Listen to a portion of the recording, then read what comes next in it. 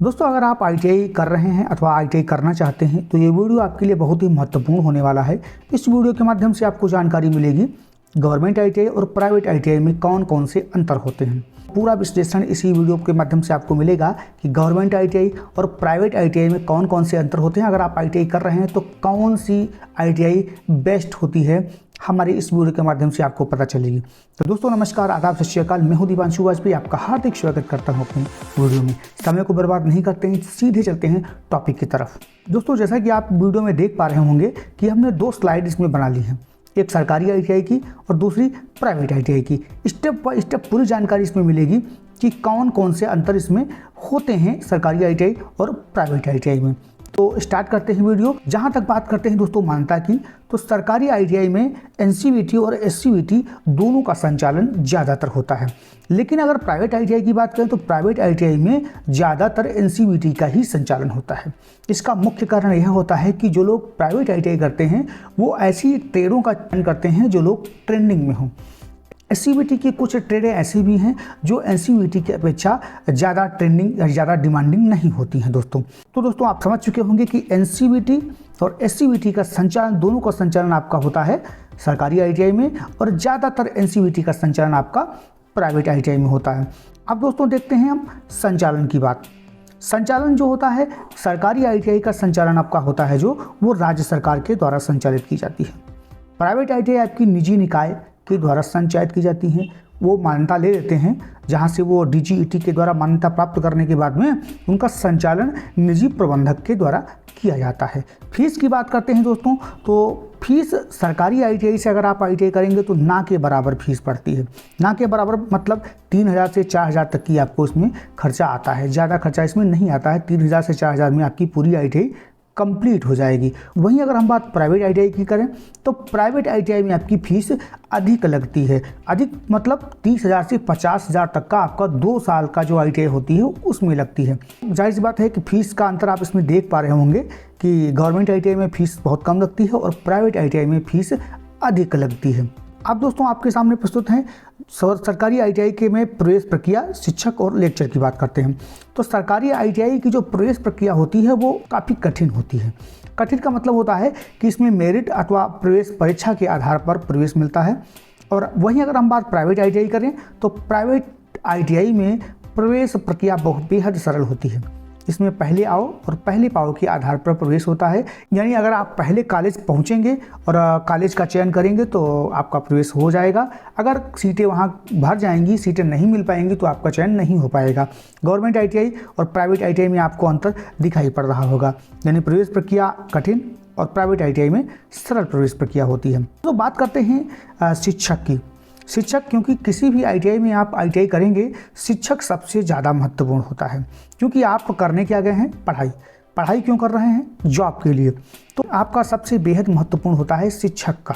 सरकारी ITI में योग्य परंतु कम सुलभ शिक्षक उपलब्ध होते हैं और वहीं प्राइवेट ITI में कम योग्य परंतु सुलभ। अब इसका हम डीपली से अंतर समझा देते हैं। योग्य परंतु सुलभ यानी गवर्नमेंट ITI में जो टीचर होते हैं वो योग्य तो होते हैं परंतु सुलभ नहीं होते हैं। सुलभ मतलब वो आपको इतना समय देना नहीं चाहते हैं। बात करते हैं प्राइवेट ITI की, तो प्राइवेट ITI में कम योग्य शिक्षक तो जरूर होते हैं परंतु सुलभ होते हैं। लगातार आपसे कम्युनिकेशन बनाए रखते हैं जिससे कि आपको कैंपस की जानकारी, कहीं वैकेंसी निकल रही है उसकी जानकारी मिलती रहती है। अब हम बात करते हैं लेक्चर और पढ़ाई की। तो लेक्चर और पढ़ाई की बात करें तो सरकारी ITI में अगर आप एडमिशन लेंगे तो 40% पढ़ाई वहाँ पर अच्छी होती है। 40% पढ़ाई आपको सिलेबस कंप्लीट कर दिया जाता है। लेकिन अगर आप प्राइवेट ITI में लेंगे तो थोड़ा पढ़ाई का अंतर आपको मिल सकता है। यहाँ पे थोड़ी गवर्नमेंट ITI की अपेक्षा ज़्यादा पढ़ाई होती है। ऐसा नहीं है कि वहाँ पढ़ाई बिल्कुल भी नहीं होती है। गवर्नमेंट ITI में अच्छी खासी पढ़ाई होती है, लेकिन प्राइवेट ITI में आप क्योंकि बेहद ज़्यादा कंपटीशन हो गया है प्राइवेट ITI सेक्टर में, तो वहाँ पर थोड़ा सा पढ़ाई गवर्नमेंट सेक्टर की अपेक्षा ज़्यादा होती है। बात करते हैं वर्कशॉप की।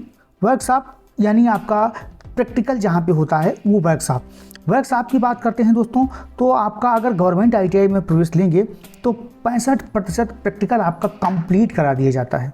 वहीं अगर आप प्राइवेट ITI में प्रवेश लेते हैं तो 35% प्रैक्टिकल ही आपका कंप्लीट होता है। इसका मेन कारण ये होता है कि सरकारी ITI में जो मशीनें होती हैं वो आपको सुलभ, आसानी से सुलभ हो जाती हैं। किसी भी प्रकार की मशीन हो, ड्रिलिंग मशीन हो, बिल्डिंग मशीन हो, अथवा इलेक्ट्रीशियन से अगर आप ITI करना चाहें तो इलेक्ट्रीशियन के जितने भी इक्विपमेंट होते हैं, अगर आप किसी अन्य ट्रेड से ITI करेंगे तो उसके पूरे इक्विपमेंट आपको वहाँ पे मौजूद होते हैं और वहाँ पे आपको अच्छी तरीके से प्रैक्टिकल करा दिया जाता है। वहीं प्राइवेट की बात करते हैं तो प्राइवेट में जो इक्विपमेंट होते हैं प्रैक्टिकल के, वो उपलब्ध नहीं हो पाते हैं, कम संख्या में वहाँ पे। इसीलिए जो दिया गया है इसमें परसेंटेज 35% प्रैक्टिकल ही आपका वहाँ पे कंप्लीट हो पाता है।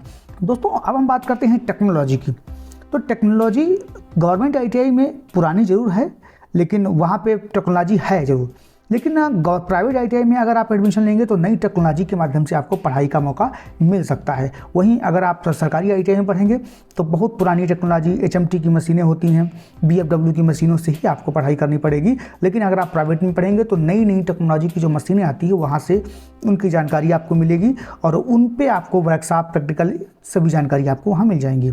मूलभूत सुविधाओं की बात करें तो गवर्नमेंट ITI में मूलभूत सुविधाओं का मिलना काफ़ी कठिन होता है और वहीं प्राइवेट ITI में आराम से मूलभूत सुविधाएं मिल जाती हैं। दोस्तों यहाँ पे मिस्टेक हो गया है, आप इसको सुधार कर लीजिएगा।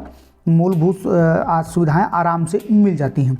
तो मूलभूत सुविधाएं क्या क्या होती हैं? मूलभूत सुविधाएं जैसे कि पुस्तकालय की सुविधा होनी चाहिए, पीने का पानी, बैठने की उचित व्यवस्था, साफ शौचालय वगैरह, कैंपस सिलेक्शन वहाँ पे हो रहा हो, खेलने के लिए ग्राउंड की व्यवस्था होनी चाहिए, इंडस्ट्री विजिट भी होनी चाहिए। यानी अगर आप ITI करेंगे तो आप इंडस्ट्री का भी दिखाया जाएगा, वहाँ पे कैसे काम होता है और क्या क्या आपको काम करना पड़ेगा। ये सभी सुविधाएं आपको प्राइवेट ITI में मिल जाती हैं। तो गवर्नमेंट ITI में भी मिलती हैं, ऐसा नहीं है कि गवर्नमेंट ITI में ये सुविधाएँ नहीं मिलती हैं, लेकिन प्राइवेट ITI में गवर्नमेंट ITI की अपेक्षा कुछ ज़्यादा ही मिल जाती हैं।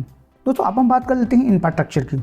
इंफ्रास्ट्रक्चर गवर्नमेंट ITI का बहुत ही सुदृढ़ होता है, मजबूत होता है, लेकिन प्राइवेट ITI का कम सुदृढ़ होता है और टिकाऊ नहीं होता है। पसंद की बात करते हैं, ज़्यादातर स्टूडेंट की पसंद गवर्नमेंट ITI ही होता है।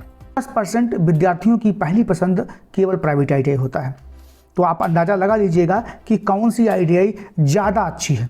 90% पसंद करने वाले विद्यार्थियों की ITI अच्छी है अथवा 10% पसंद करने वालों की ITI अच्छी है। तो जाहिर सी बात है, ये आपको अंदाज़ा लगाना है। तो हमने पूरा कंप्लीट वीडियो आपको private ITI versus government ITI के पर हमने बना दिया है और आपको डिसाइड करना है कि कौन सी ITI ज़्यादा बेटर है। आपको कौन सी ITI पसंद आ रही है कमेंट के माध्यम से हम तक जरूर बताइएगा। और अगर अभी तक आपने हमारा चैनल सब्सक्राइब नहीं किया है तो प्लीज़ चैनल को सब्सक्राइब कर लीजिएगा। नमस्कार, मिलते हैं अगली वीडियो में।